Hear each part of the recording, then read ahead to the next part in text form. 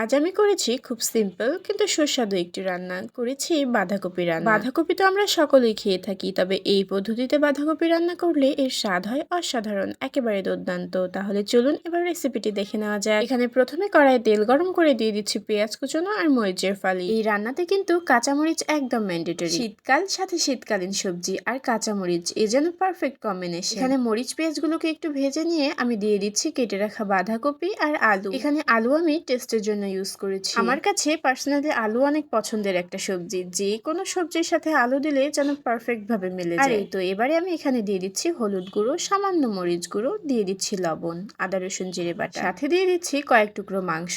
এটা আপনার রান্নাকে করবে একদম অন্য লেভেলে। খেলে ভাববেন বাসায় খাচ্ছে নাকি 5 স্টারে। আর এই তো এগুলোকে এবার আমি ভালো করে একটু নেড়ে চেড়ে দিচ্ছি। বাঁধাকপি যেহেতু বেশ এঁটে যায়, এখানে একটু নেড়ে চেড়ে দিলেই দেখবেন বাঁধাকপি থেকে বেশ খানিকটা পানি চলে আসছে। এবারে এগুলোকে একটু নেড়ে চেড়ে হালকা মিশিয়ে দিচ্ছি সকল মশলার সাথে, আর তারপরে ঢাকনা দিয়ে ঢেকে দিচ্ছি।